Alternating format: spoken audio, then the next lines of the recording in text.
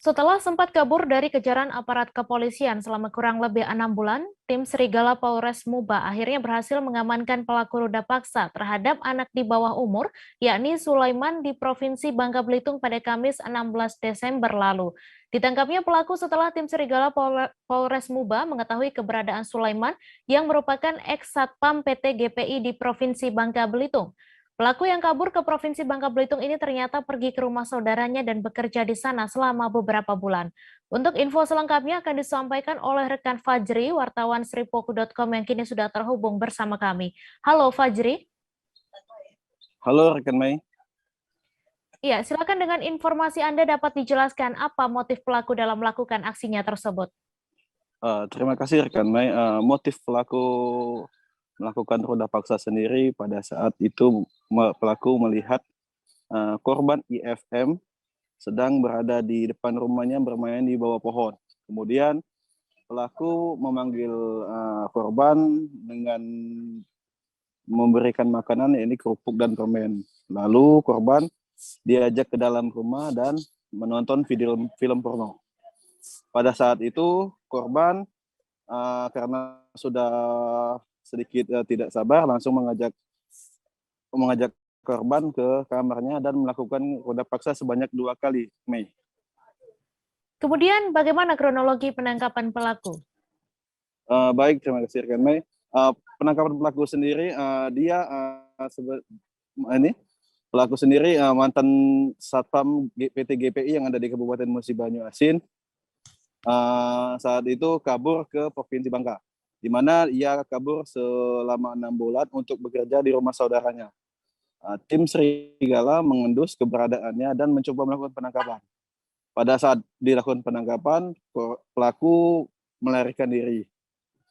Namun esok paginya keberadaan pelaku diketahui oleh tim Serigala karena hendak kembali kabur. Saat itulah pelaku diamankan, Mei. Kemudian terkait perbuatannya tersebut, pasal apa yang diterapkan kepada pelaku dan ancaman hukumannya seperti apa, Fajri? Untuk pelaku Sulaiman dikenakan pasal 81 ayat 1, junto pasal 76 Undang-Undang RI tahun 2003 tentang perlindungan anak dengan ancaman hukuman 15 tahun penjara dan denda 5 miliar rupiah. Sekian, Mei. Baik, terima kasih Fajri atas laporan Anda dan Tribuners. Wartawan kami juga telah menghimpun wawancara dengan Kapolres Muba. Berikut tayangannya untuk Anda. Saat itu korban berinisial I diajak oleh tersangka untuk masuk ke dalam rumahnya dan mengajak untuk nonton video yang tidak senonoh, video dewasa ya. Nah, dari situ segera muncul hasrat, yang bersangkutan langsung bawa korban ini ke tempat tidur, kemudian melakukan perbuatan bejatnya. Nah, dari situ setelah kejadian, korban ini langsung memberitakan kepada keluarganya dan melaporkan ke Polres Musi Banyuasin.